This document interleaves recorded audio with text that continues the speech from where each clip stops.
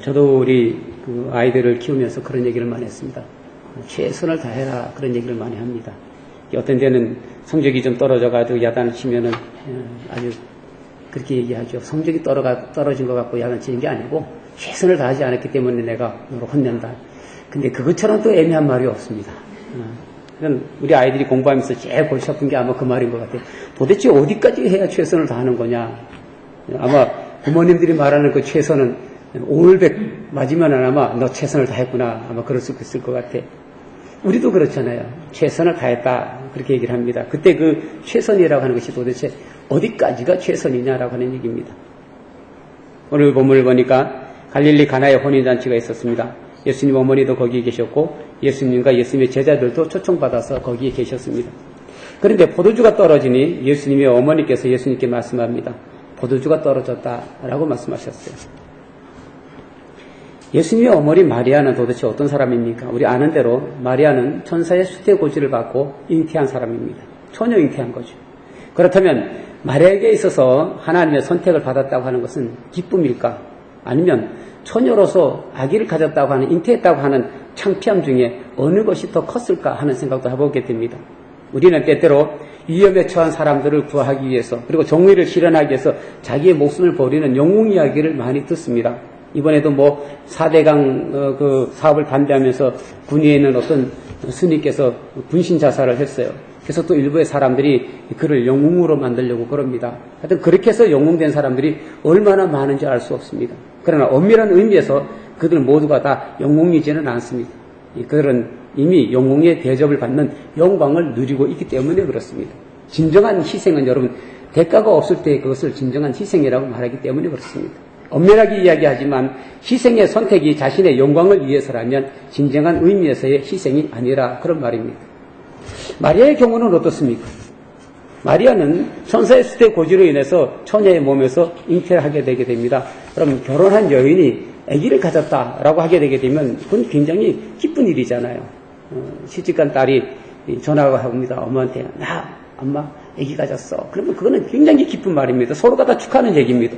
근데 마리아는 아닙니다. 이건 슬픔입니다. 괴로움입니다. 처녀가 아이를 잉태한 겁니다. 그렇다고 사람들 만나는 사람마다 이 아이는 그냥 아이가 아니라 메시아입니다라고 이야기할 수도 없는 겁니다. 예수님께서 직접 나타나셔가지고 기적과 놀라운 일을 행하셨음에도 불구하고 사람들이 예수님을 메시아라고 믿지 않는데 처녀가 아기를 잉태하고서는 이 아이가 메시아라고 말한다면 여러분 누가 믿어주겠습니까? 그 당시 처녀가 임신한 것은 돌로 쳐서 죽일 만한 죄였기에 마리아는 위험에 처한 상황에 처한 겁니다. 다행히 그의 남편인 요셉이 그 되어진 일들을 천사로부터 이렇게 이야기 듣고서는 마리아를 아내로 데려왔으니 망정이지 요셉이 마리아를 아내로 데려오지 않았더라면 마리아는 아마 돌에 맞아 죽었을 겁니다.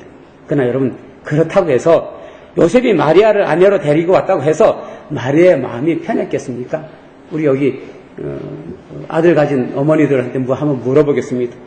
여러분의 며느리를 뒀는데 그 며느리가 누구인지 모르는 아기를 잉태하고 여러분 집에 지금 며느리로 들어왔다. 어떻게 봐주겠습니까?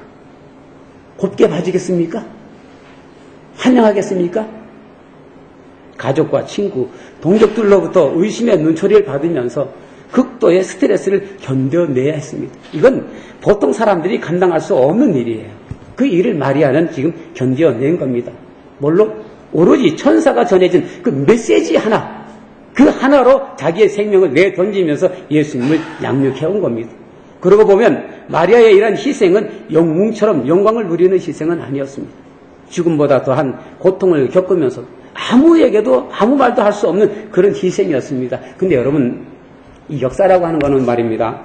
우리가 내세우는 높이는 대단한 영웅들에 의해서 역사가 만들어져 나가는 건 아닙니다.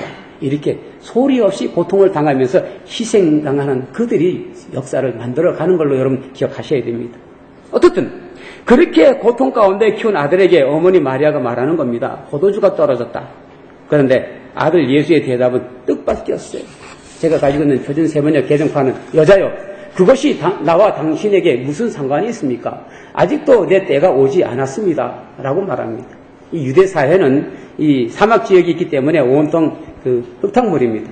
그래서 이 물을 대체로 그냥 마실 수가 없어서 포도주를 빚어서 그 포도주가 대신 음료수로 사용했다라고 말하게 됩니다. 그러니까 지금 포도주가 떨어졌다라고 하는 것은 다시 말하면 음료수가 떨어졌다는 거예요. 물이 떨어졌다는 얘기죠.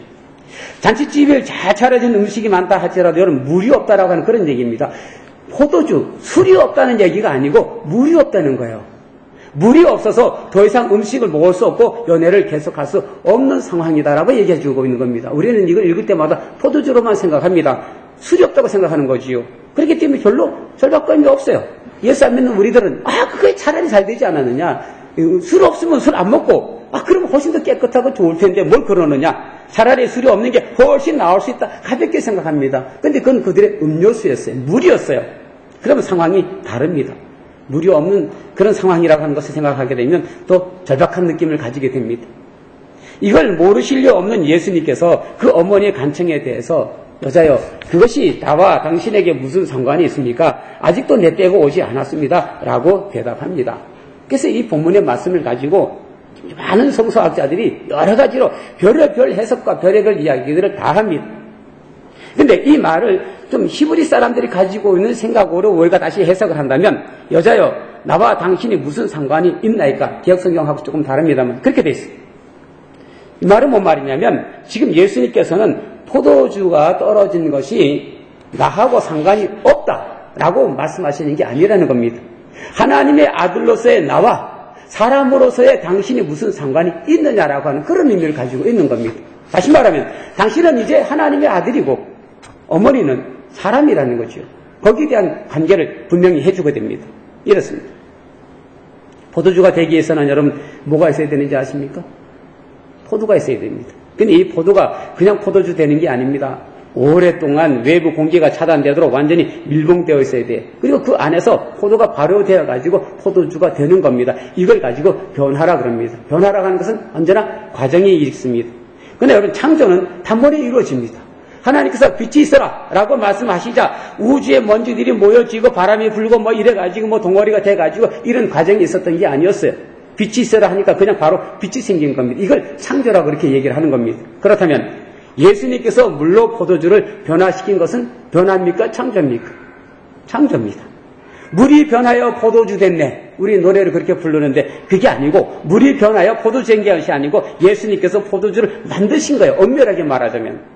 사람의 눈에는 물이 변하여 포도주 되는 것 같지만 예수님께서 행하신 일은 천지를 창조하시는 능력이 있을 때에 가능한 일이다. 그 말이지요.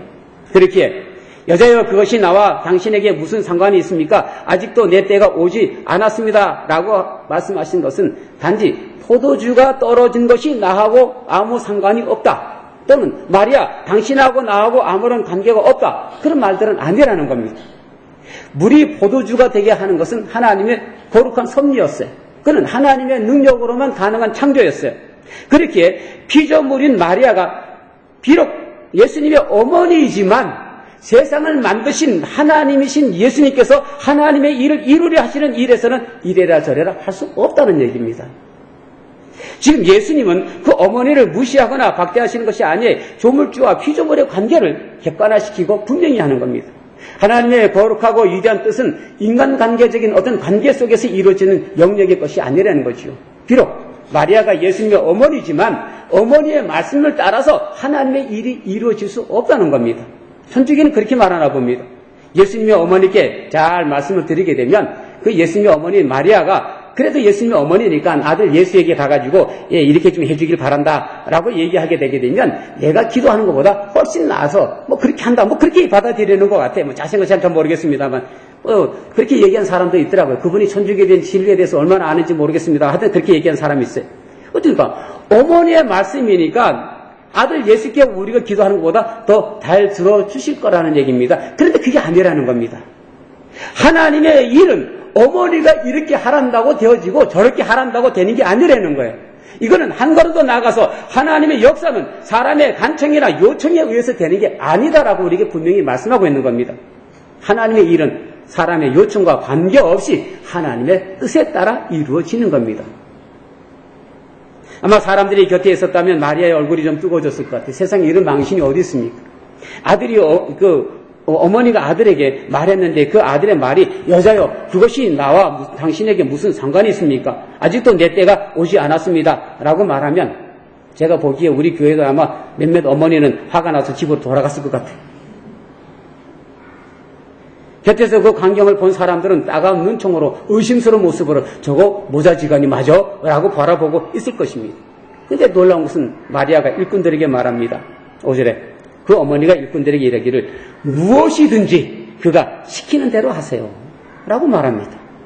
서운할 수 있습니다, 여러분. 내가 만약에 어머니였으면 서운했을 것 같아. 화가 날 수 있을 것 같아. 내가 지를 어떻게 키웠는데 어떻게 아들이 사람들 앞에서 그렇게 망신 주냔 말이에요. 그냥 얘 어머니 알겠습니다. 그러고 하면 되잖아요. 안 했어요? 했잖아요. 결국은 물로 포도주 하여튼 만들었잖아요. 하여튼 포도주 만들었잖아요. 그러면 그렇게 하지 않고 그냥 예 알겠습니다. 그러고 했으면은 어머니 유심도 올라가잖아요. 근데 마리아는 예수님의 말씀에 대해 전혀 화를 내지 않았어요. 집으로 돌아가지도 않았어요. 오히려 일꾼들에게 무엇이든지 그가 시키는 대로 하세요 라고 말씀하십니다. 그렇다면 여러분 마리아는 예수님의 말씀을 정확하게 이해한 겁니다. 예수님의 말씀의 뜻이 무엇인지 정확하게 꿰뚫은 겁니다. 그리고 그 다음에 일을 준비하게 됩니다. 아들 예수는 당신이 하라고 해서 하시는 분이 아니라 하나님으로서 하나님의 뜻을 따라 하시는 분이라는 것을 마리아는 인식하게 되고 그걸 그대로 믿어지게 되는 겁니다. 여러분 사랑하는 성도 여러분, 이게 얼마나 중요한지 모릅니다. 여러분 우리 신앙의 가장 큰 문제도 여기 있어요. 우리는 예수님의 말씀을 예수님의 뜻에서 생각하지 않아요. 모든 것 다 내 뜻에서 해석하고 내 뜻으로 받아들이게 됩니다. 아브라함은 백세에 낳은 아들을 하나님께서 지정하신 산에서 번제로 드리게 됩니다. 그것을 하나님께서 아브라함을 시험하셨다고 성경은 기록하고 있습니다. 창세기 22장 1절. 이런 일이 있은 지 얼마 뒤에 하나님이 아브라함을 시험해 보시려고 그를 불렀다. 여러분 왜 하나님께서 아브라함을 시험하셨습니까? 하나님께서 사람을 시험하시면 그 시험을 누가 통과할 수 있겠습니까? 여러분이 예배를 마치고 집으로 돌아가게 되는데 길가에 지갑이 하나 떨어져 있는 거예요. 그래서 얼른 주워 보니까 그 안에 돈이 엄청나게 많이 들었습니다. 여러분 어떻게 하시겠습니까? 돈이 굉장히 많으면 여러분 파출소에 신고합니다. 만약에 그거 갖고 가면 큰 범죄가 됩니다. 근데 길 가다가 보니까 10,000원짜리 하나가 떨어졌어요. 그거 주웠어요. 그럼 어떻게 합니까? 파출소에 신고합니까? 웬만하면 그냥 들고 갑니다. 큰 시험만 어려운 시험이 아닙니다, 여러분. 아주 사소하고 작은 시험도 시험입니다. 그렇게 시험에 걸려 넘어지지 않을 사람이 없다 그 말입니다. 그런데 왜 하나님께서 아브라함을 시험하셨습니까? 걸려 넘어지게 하려고?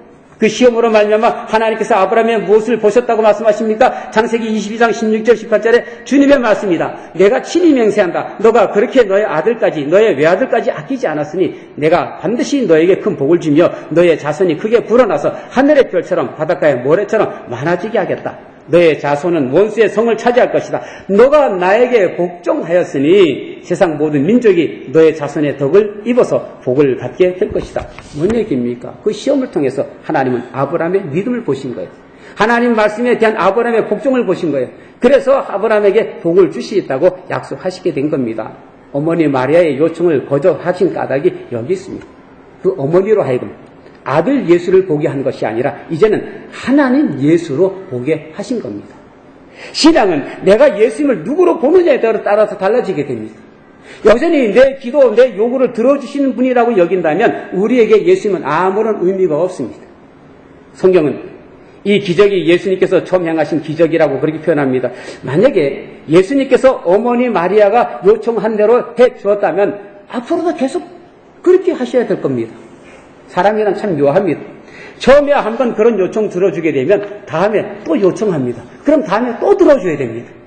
만약에 앞에서 많은 요청을 해서 다 들어줬는데 이번에는 도저히 들어줄 수 있는 형편이 안 돼가지고 들어주지 않으면 처음에 들어준 거 말짱 혼혈돼버리고 말합니다.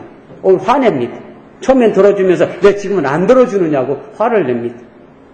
예수님께서는 어머니의 요청에 대해 먼저 이것을 확실하게 하신 겁니다. 이건 우리에게도 마찬가지입니다, 여러분. 우리가 먼저 분명히 해야 할 것은 예수님이 누구신가라고 하는 겁니다. 예수님은 내가 원하는 대로 그대로 다 이루어 주셔야 할 분이 아닙니다.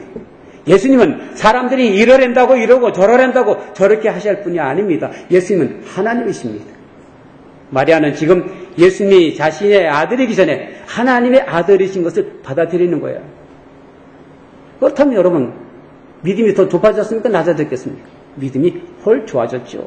내 아들이라면, 여러분, 내 아들이라면 이거 할 수 있을까? 내 아들이니까. 여러분, 아들이 아무리 대단하고 아무리 똑똑해도 어머니 입장에서 보게 되게 되면 늘 어린아이 같단 말이죠. 그건 어느 어머니나 똑같을 거예요.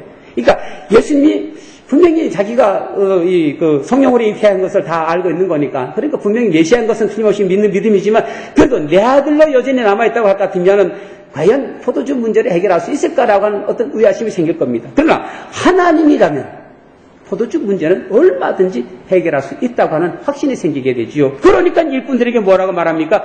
무엇이든지 그가 시키는 대로 하세요라고 말하는 겁니다. 여전히 예수님이 자기의 아들이라고 남아있다고 할 것 같으면 무엇이든지 그가 시키는 대로 하세요라고 말하기가 아마 어려웠을 것입니다. 하나님의 아들 예수님이라면 이 문제는 어떻게 하시든지 간에 하실 수 있다고 하는 믿음이 생긴 거예요. 그러면 뭐만 남았습니까? 이제 준비만 남은 거예요. 뭐라고 명령하시든 그대로 하면 되는 겁니다. 여러분이 예수님을 하나님으로 믿는다면 이제는 준비하십시오. 그리고 그 명령을 귀담아 들으십시오. 그리고 그렇게 하십시오. 저는 설교는 그렇다고 생각합니다. 저는 마리아의 마음으로 여러분들에게 설교합니다. 예수님은 하나님의 아들이시며 우리의 구세주심을 확실하고 믿고, 그리고 여러분들에게 말하는 겁니다. 여러분, 예수님께서 하라는 대로 하십시오. 예수님께서 뭐라고 말씀하시든 그대로 하십시오. 제발 여러분의 뜻대로 하지 마십시오. 여러분의 생각대로 하지 마십시오. 제가 강단에서 하는 모든 말을 사람의 말로 듣지 마십시오. 저는 예수님을 하나님의 아들이시며 우리들의 구세주심을 확실하게 믿고, 그리고 이 전파된 이 말씀이 하나님의 말씀을 믿고 여러분들에게 고하는 겁니다. 늘 데살로니가 교인들 이야기를 합니다. 그들은 사도 바울의 말을 주님의 말씀으로 들었어요. 데살로니가 전서 2장 13절에 보니까 우리가 하나님께 끊임없이 감사하는 것은 여러분이 우리에게서 하나님의 말씀을 받을 때에 사람의 말로 받아들이지 아니하고 실제 그대로 하나님의 말씀으로 받아들였기 때문입니다. 이 하나님의 말씀은 또한 신도 여러분 가운데서 살아 움직이고 있습니다. 그렇다고 해서 그 사람들이 사도 바울을 하나님으로 받아들였다는 게 아니에요. 사도 바울을 사람으로 인정했어요. 그러나 사도 바울이 전하는 말씀은 하나님의 말씀으로 받아들였다 그 말이죠. 그리고 그 말씀이 살아 역사하는 말씀이 되었다고 말씀해 주고 있습니다. 마리아의 이 믿음에서 예수님께서 드디어 하디인들에게 말씀하십니다. 이 항아리에 물을 채워라. 그래서 일꾼들이 그 항아리에 가득 물을 채웠어요. 그런데 예수님께서 말씀하십니다. 이제는 떠서 잔치를 맡은 이에게 가져다 주어라. 이게 또 뭡니까? 분명히 하나님께서 하시는 일은 변화가 아니고 창조라고 얘기를 했어요. 그렇다면 창조하셔야 돼. 물이라고 하는 어떤 것을 이용해서가 아니라 그냥 포도주가 나와라 그러셔야 돼. 차라리 빈도겹 들여다보고 포도주가 나와라 그랬으면 창조입니다. 이게 우리가 생각하는 창조입니다. 근데 성경은 그렇게 우리에게 보여주지 않습니다. 여러분, 주님께서는 말씀하시고 그 말씀대로 움직이는 사람을 요구하고 있습니다. 사탄이 예수님께 돌이 떡이 되게 하라고 말합니다. 물론 예수님은 그렇게 하실 수 있어요. 근데 그렇게 하지 않으셨어요. 물론 사탄의 말이니까 따를 수는 없죠. 근데 더 큰 뜻이 있어요. 만약에 예수님이 돌들이 떡이 되게 해서 사람에게 먹이셨다면 사람들이 어떻게 했을 것 같아요? 사람들이 예수님을 하나님의 아들로 메시아로 믿었을 것 같습니까? 아니, 멀리 갈 것도 없이 지금 여러분은 예수님을 누구라고 말합니까? 정말 예수님을 하나님의 아들이요 여러분의 구세주라고 믿습니까? 세상을 만드시고 여러분의 생사화복을 주관하시는 분이라고 믿습니까? 그런데 그 믿음에 대해서 여러분 무엇을 하셨습니까? 여러분은 아무것도 안 해도 되고 다 해주시는 분이 예수님이라고 믿는 거 아닙니까? 여러분은 아무것도 안 해도 예수님이 다 해주어야 된다고 그렇게 굳게 믿고 있는 건 아닙니까? 그래서 내가 해야 할 일에 대해서는 적당하게 선을 긋고 나머지는 주님께서 다 알아서 해주신다고 생각하는 거 아닙니까? 주님께서 주시면 주시는 거고 안 주면 할 수 없고 그렇게 생각하는 것이 가장 좋은 가장 훌륭한 믿음이라고 여기는 거 아닙니까? 오병이어의 기적을 우리는 압니다. 보리떡 5개와 물고기 2마리로 5,000명을 먹이고 배불리 남긴, 그리고서 12강질이 남긴 그런 사건이었어요. 예수님이 돌이 떡이 되게 하지는 않으신 것은 우리의 육신의 먹거리가 중요해서가 아니라 영적 먹거리가 중요하기 때문이라고 말하는 사람도 있지만은, 그렇다면 오병이어의 기적은 뭡니까? 물론 궁극적으로 보면 오병이어의 기적도 예수님이 누군가를 우리에게 밝혀 보여주시는 사건이었어요. 그래서 예수님의 살을 먹고 예수님의 피를 마셔야 된다고 요한복음 바로 뒤따라 강조하고 있습니다. 그러나 공간복음서는 왜 그런 일이 일어났느냐에 대해서 이렇게 말합니다. 그때는 날이 저물었다는 거예요. 또 거기 앉아있는 사람들이 굶어 있었다는 거예요. 먹거리를 사올 돈도 없고 또 혹시 있다 하더라도 그 많은 사람들을 먹을 만큼 먹거리를 파는 것도 없다는 거예요. 더군다나 예수님이 그들을 불쌍히 여기셨다는 겁니다. 이것은 예수님께서 우리의 배고픔을 무시하지 않으셨다는 겁니다. 야, 배고픈 게 무슨 상관이냐? 영적으로 거듭나면 된다 라고 외치지만 않으셨다는 겁니다. 근데 왜 돌이 떡에 되게 하는 것은 마다하시고 오병이어의 기적을 일으켰겠습니까? 우리 생각에 아무것도 없는 것에서 무언가 만들어내는 것이 창조입니다. 그러나 예수님은 우리가 무엇 하기를 원하십니다. 오병이어를 요구하십니다. 그렇게 오병이어라고 하는 이 보리떡 5개 물고기 2마리는 단지 떡 5개와 물고기 2마리가 아니에요. 그건 우리의 믿음입니다. 너희 가진 것이 무엇이냐? 주께서 물으셨어요. 사람들이 앉아 한번 고민했을 거예요. 가진 것이 뭐냐라고 묻는데 도대체 뭘 얘기하는 거냐? 그건 내가 가진 게 도대체 뭐냐? 뭐 아주 여러 가지로 한번 고민을 하고 있었을 거예요. 근데 어린아이는 간단했어요. 너희 가진 게 뭐냐? 도시락. 얼른 들고 왔잖아요.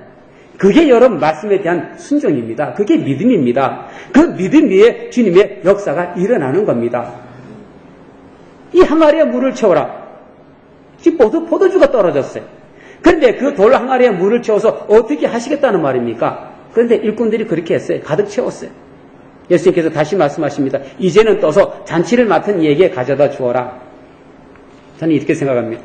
여러분이나 저나 돌 항아리에 물을 채우는 것은 말씀대로 할 수 있습니다. 왜? 노예니까. 여기 일꾼이라 하는 말, 여기서는 종들이거든요. 주인이 시키는 대로 해야 돼. 그야말로 이게 섭을 지고 불 속에 뛰어들어라. 그럼 그렇게까지 할 흉내까지 내야 되는 사람들이 이게 종들이란 말이죠. 그러니까 돌 항아리에다가 물 갖다 채우는 건 그건 할 수 있어요. 그건 얼마든지 순종할 수 있어요. 대부분 우리들의 믿음은 여기까지입니다. 그건 나 할 수 있다. 그러나 물을 떠서 연회장에게 갖다 주는 것은 아무리 생각해도 시키는 대로 할 수 없습니다. 만약에 그 물을 떠다가 연회장에 갖다 주었다가 포도주 갖고 왔습니다라고 얘기했는데 사람들이 마셔보고 야 이게 무슨 포도주냐 물 아니냐 이거는 이제 이 노예들은 이 일꾼들은 죽는 거예요. 많은 사람들을 놀린 거잖아요. 우리 속된 말로 주인의 물 먹인 거예요. 다른 사람은 모를 거예요. 그 주인들은, 종들은 알잖아요. 일꾼들은 알잖아요. 돌 항아리에다가 물을 떠다 놓은 사람이 자기인데, 그런데 그걸 갖다가 떠다가 연회장에 갖다 주라는 얘기를 어떻게 할 겁니까? 다른 사람이 물 퍼다 놓고서는, 야, 이제 포도주를 받겠으니까 떠다 줘라. 그러면 모르고 떠다 갈 수는 있죠. 근데 내가 물을 퍼다 놓는데 그 물을 포도주라고 떠다 줄 수는 없잖아요. 이럴 때, 우리의 최선이라고 하는 것이 무엇입니까? 어떻게 해야 됩니까? 여러분, 이럴 때 어떻게 하면 좋겠습니까? 답이 다 나왔으니까 할 얘기 없죠. 그래, 주님의 말씀대로 순종하는 것이 최선입니다. 그러면 주님의 놀라운 역사가 나타나는 겁니다. 많은 사람들이 예수 믿고 복받았다라고 얘기하게 됩니다. 근데 그거는 아마 여러분도 잘 알 겁니다. 여러분들이 받았다고 말하는 그 복이 주님께서 주신 복이 아니라는 거 아마 여러분도 아실 겁니다. 지금 그나마 여러분이 가진 것은 주님의 복이 아니라 여러분이 애써서 가지게 되었다고 생각하는 것, 그건 여러분도 아십니다. 예수 믿지 않는 사람도 그 정도 그보다 훨씬 더 많이 갖거나 성공할 수 있다는 것, 그것도 여러분들이 다 압니다. 그래서 예수 믿는다는 것은 단지 이 다음에 죽어서 천국 가기 위한 정도로만 우리는 생각하고 있습니다. 정말 우리가 예수님이 하나님의 아들이며 메시아이며 나의 생사화복을 주관하시는 하나님이라고 믿는다면 무엇부터 먼저 해야 됩니까, 여러분? 주님의 말씀을 들으려고 먼저 해야 됩니다. 주님께 우리 모든 것들 다 올인해야 됩니다. 주일날만 아니라 모든 예배에 생명 걸어야 되고요. 기도하는 일과 말씀을 읽고 듣는 일에 전념해야 돼요. 정말 예수님이 하나님의 아들이요 메시아이시며 나의 생사학을 주관하시는 분이라고 우리가 믿는다면 생명 다 걸어야 되잖아요. 내 시간 다 바쳐야 되고요. 근데 시간이 가면 갈수록 신앙생활을 하면 할수록 그렇지가 않아요. 전에는 수요예배 참석했습니다. 간간히 새벽기도도 했습니다. 근데 신앙생활을 하면 할수록 그렇지가 않아요. 겨우 주일 낮예배 참석하는 정도가 되어버리고 말았습니다. 왜 그렇습니까? 자기도 모르는 사이에 신앙생활을 해도 내 생활에, 내 삶에 별 도움이 안 된다라고 느끼고 있기 때문에 그렇습니다. 사랑하는 성도 여러분, 신앙은 주님과 나의 관계에서 비롯됩니다. 인간관계가 아닙니다. 내가 아무리 예수님하고 친해도 친하다고 해서 되는 게 아니란 말이죠. 교인들이 나에게 어떻게 해주느냐 있는 게 아닙니다. 목사가 나에게 얼마나 관심이 있느냐 있는 것도 아닙니다. 예수 그리스도 그분이 어떤 분이냐는 내 개인적인 신앙의 고백이 곧 나의 신앙입니다. 그동안 마리아에게 있어서 예수님은 아들이었습니다. 그런데 이제는 아닙니다. 하나님입니다. 그동안에는 아들에게 이래라 저래라 얘기했습니다. 그러나 이제는 하나님께 말하는 겁니다. 그러나 그것은 하나님께 말씀드리기보다 하나님의 말씀을 듣는 거였습니다. 왜냐하면 하나님의 뜻이 이루어질 때에 내게 유익이 있는 것이고요. 여러분, 우리의 영광은 어디 있느냐면 하나님의 영광이 나타난 바로 거기에 비로소 우리의 영광이 있는 겁니다. 사랑하는 성도 여러분, 최선을 다하십시오. 그것은 곧 주님의 말씀을 듣고 순종하는 것입니다. 기도하겠습니다.